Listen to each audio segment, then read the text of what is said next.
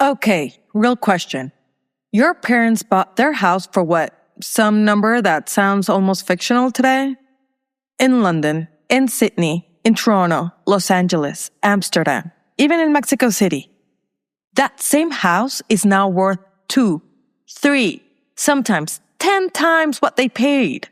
Their mortgage payment was manageable. That same mortgage today, often 3 times higher.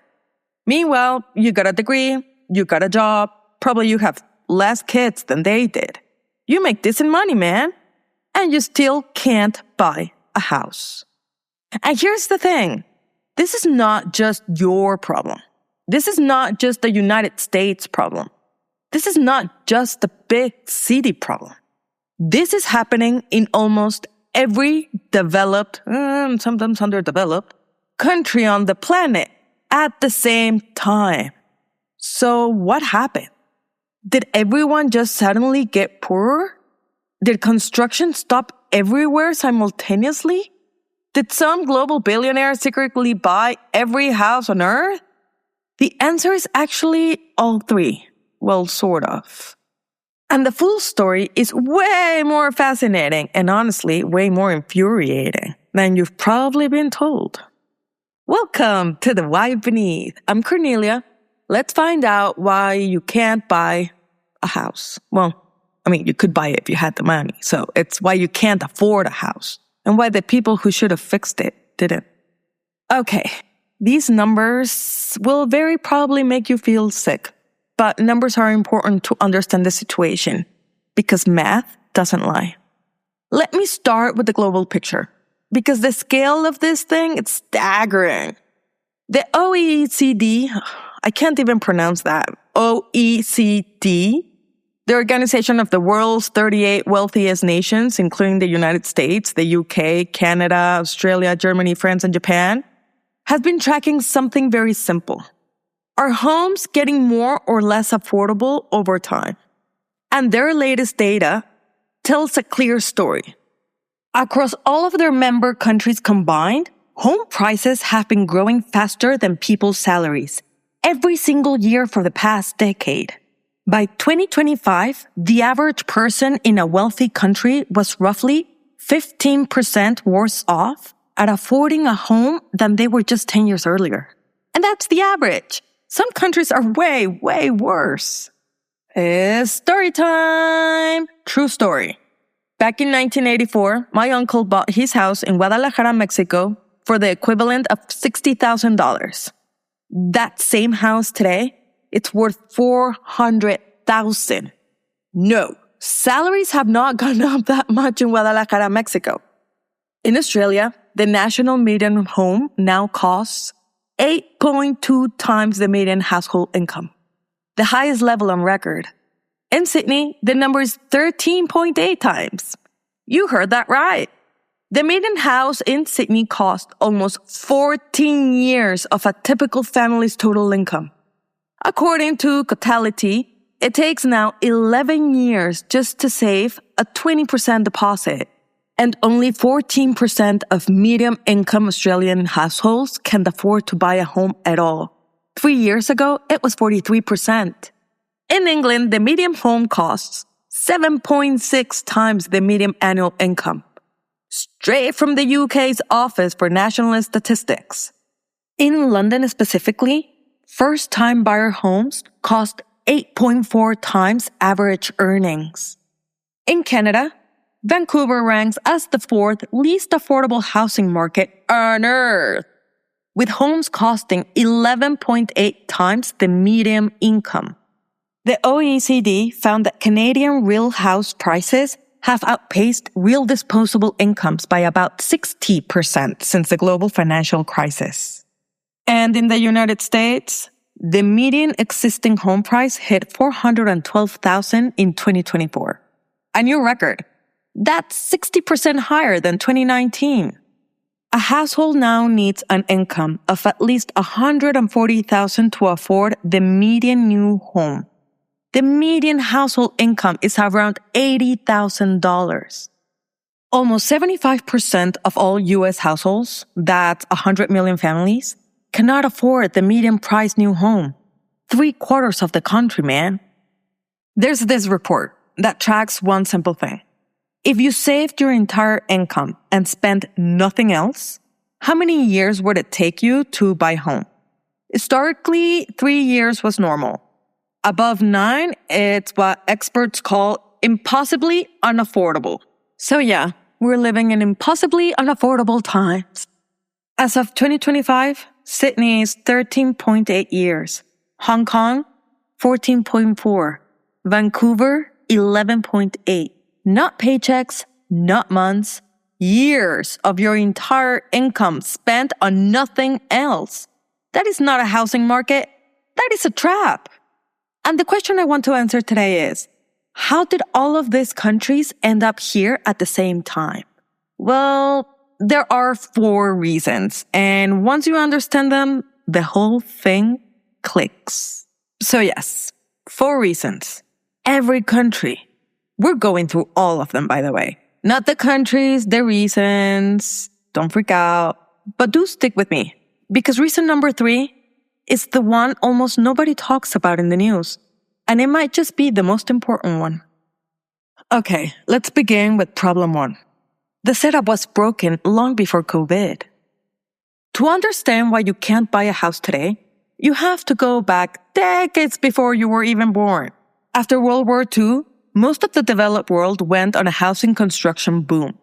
Governments were building. Developers were building. The goal was simple. Put a roof over every family's head. And for a while that worked. But then, starting in the 1970s and accelerating through the 80s and 90s, something changed. People who already owned homes in desirable areas realized something. New construction nearby meant more competition, which could put pressure on their property values. So, they started weaponizing local zoning laws. You know, the rules that determine what can be built and where to block new housing. No apartment buildings near a single-family home. No this, no that, no little houses. No affordable developments that might change the character of the area. This is called NIMBYism. Not in my backyard. It happened everywhere. In California, in New South Wales, in London's commuter belt, in Toronto suburbs. A 2025 demography report was blunt about it. Cities governed by urban containment strategies like San Francisco, Sydney, and London now cost 9 to 15 times the household income, precisely because those policies artificially crushed supply. In the US specifically, a landmark 2025 study by 2 Harvard economists found that if the country had just continued building at the same pace from 2000 to 2020 as it did from the 1980s to 2000, there would be 15 million more homes in the US right now. 15 million homes not built because of local politics blocking construction. In the UK, the government's own research has long found that zoning restrictions, greenbelts, planning permission delays, local opposition are a primary driver of the housing shortage. In Australia, Demography's 2025 report attributes the crisis directly to, quote, restrictive land use policies that artificially restrict housing supply, driving up land prices. Finish quote. Same diagnosis, different continent. In the US, Freddie Mac estimates the current housing shortfall at 3.7 million homes. Realtor.com puts it at 3.8 million. Brookings says 4.9 million. Nobody really agrees on the exact number, but every institution agrees. Massively short. At the end of the day, the foundation was already cracked worldwide. Then COVID hit, and then everything broke at once. So let's jump to problem number 2. The pandemic turned the market into a pressure cooker. March 2020. Lockdowns hit. And something nobody predicted happened across the entire developed world simultaneously. You could suddenly work from anywhere. And millions of people across the US, the UK, Australia, Canada, and Europe looked at their small city apartment where they were now working, exercising, cooking, homeschooling their kids, and slowly going insane, and thought, okay, I need more space. At the exact same moment, central banks around the world slashed interest rates to near zero to keep their economies alive. In the US, mortgage rates dropped to under 3%, the lowest in recorded history. In the United Kingdom, the Bank of England's base rate hit 0.1%. In Australia, the Reserve Bank cut to a historic low of 0.1%. So yeah, in short, borrowing money to buy a house was historically low, so a lot of people made the best of it and bought houses.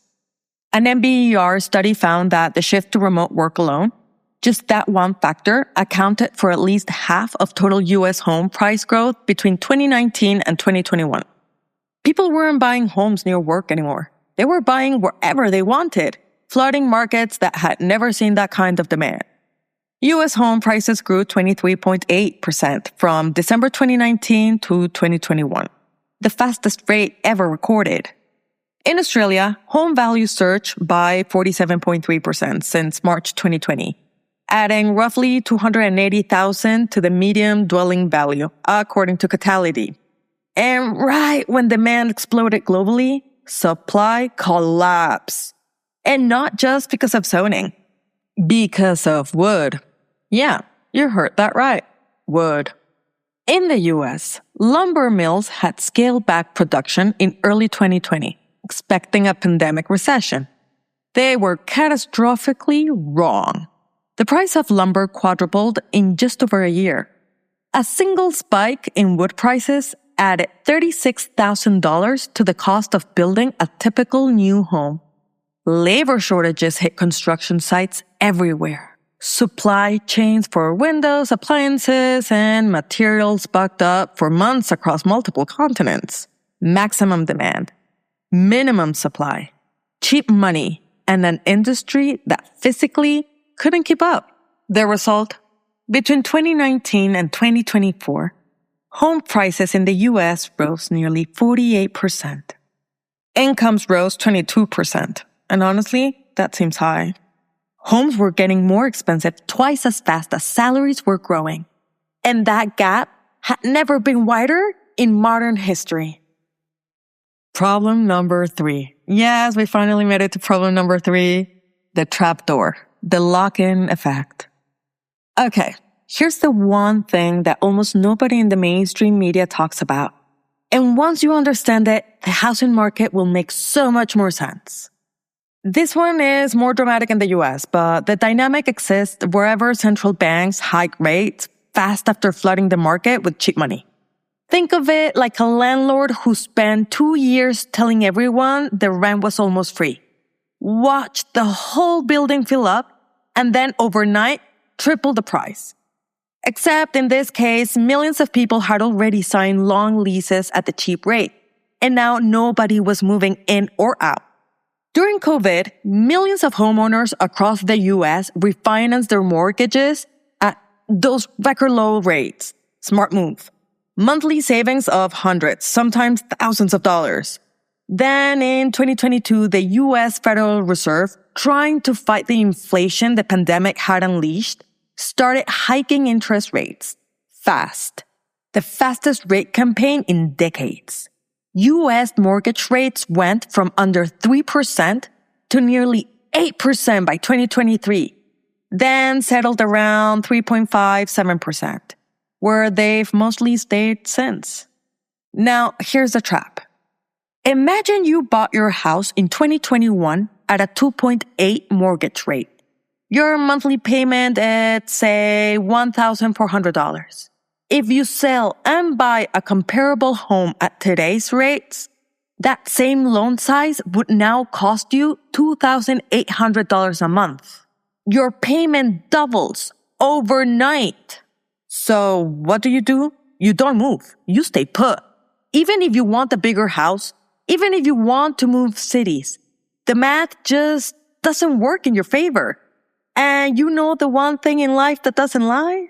Yeah, math. And this happened at a massive scale. According to the Federal Housing Finance Agency, roughly 60% of current U.S. homeowners with mortgages have rates below 4% because they bought or refinanced during the pandemic era.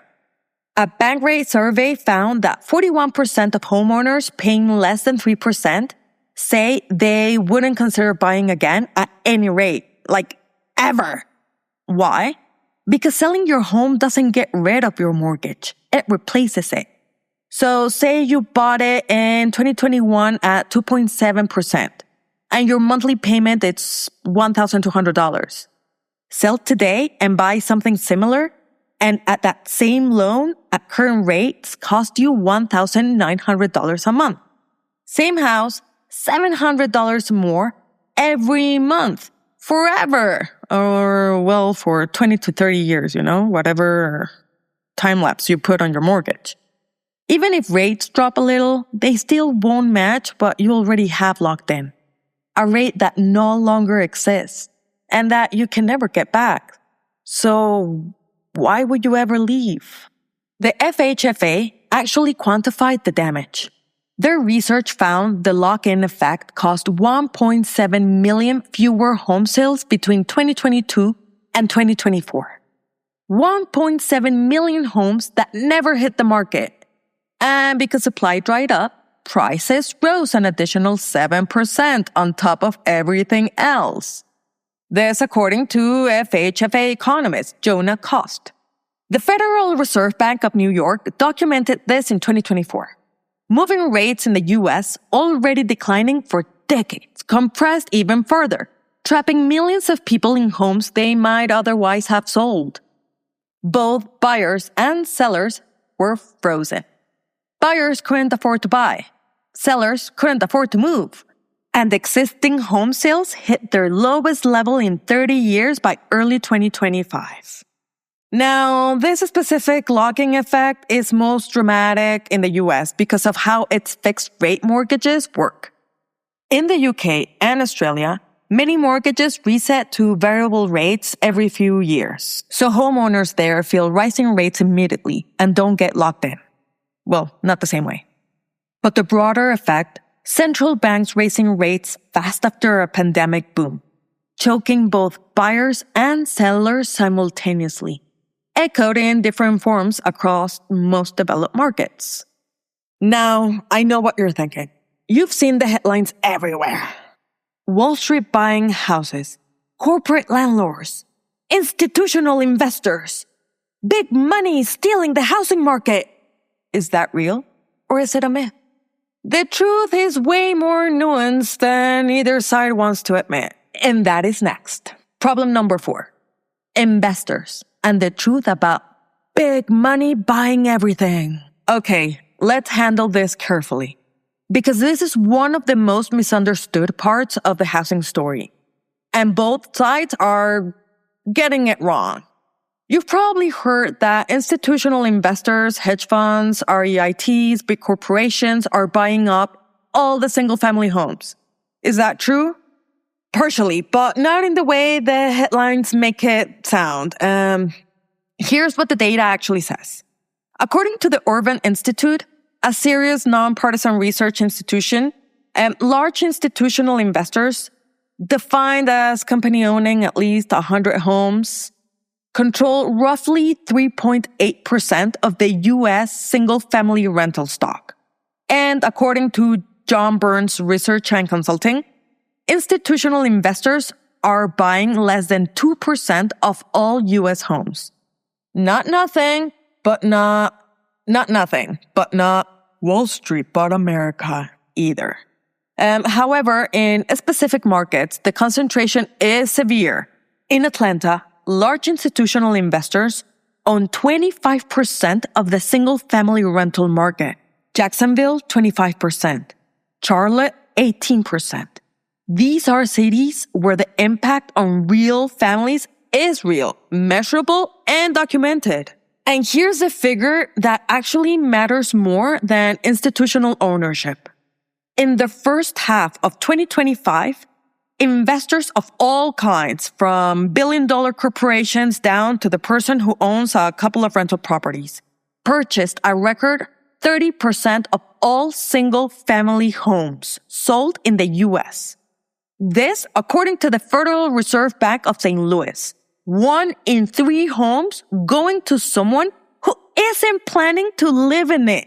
And the Federal Reserve's own 2024 survey on household economic well-being found that the most common reason renters gave for not buying was the inability to afford down payment, cited by over 2/3 of renters. When 30% of buyers have cash or investment capital, and you're a first-time buyer with a mortgage, you are structurally disadvantaged from the start. The investor picture looks differently globally too. In Australia, Canada, and the UK, the equivalent pressure often comes from domestic property investors who own multiple homes for rental income, benefiting from tax systems that favor housing as an investment vehicle, making homes simultaneously assets for the wealthy and necessities priced out of reach for everyone else. Here's the honest summary. Investors didn't cause the housing crisis. The shortage did. The pandemic did. The lock-in effect did. But investors' activity, especially at concentrated scale, has made it worse for individual buyers.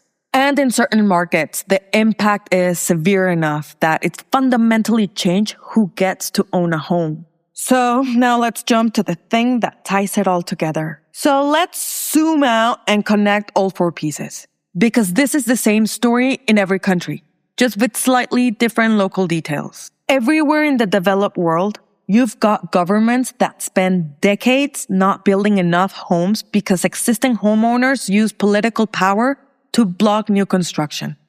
That's the foundation, built up over 50 years. Then a global pandemic hit, injecting historically cheap money into every major economy simultaneously, unleashing a wave of demand for more space, exploding construction costs, and creating the fastest home price growth ever recorded across multiple continents at once. That's the accelerant. Then central banks raised rates globally to fight inflation. And in countries with fixed rate mortgages like the US, millions of homeowners with cheap loans refused to sell, locking up the supply of existing homes right when first-time buyers needed it the most. That's the valve being shut. And layered over all of that, investors of all sizes, from global REITs to the local landlord with 3 rental properties, are competing for the same shrinking pool of available homes. That's the extra weight on a system that's already underwater. The Atlanta Fed's Housing Ownership Affordability Monitor captures the U.S. result in a single number. As of mid-2025, owning a medium-price home consumes 47.7% of the median household's income. The rule of thumb is that housing should cost no more than 30% of your income. In the U.S. right now, owning a medium-priced home eats up nearly 48% of the median household income, and it's been above 40% for 2 straight years. Australia is at 45% of gross household income required to service a new mortgage. Sydney hits a staggering 68.1% of average household income just for mortgage payments on the median house. Teachers, nurses, police officers, firefighters, paramedics, people doing the work that keeps society running, they cannot afford to buy a home in the city where they work. And this is true in London, Sydney, Toronto, New York, and dozens of cities in between. This is the why beneath the housing crisis. Not one villain, not one single decision. A system that worked perfectly for the people who already owned homes and made sure everyone else couldn't catch up. Now you're probably wondering, is there any hope? Now here's where I tell you the honest picture. Not false hope, but not despair either. Because there is progress. New Zealand made one of the most dramatic moves of any country.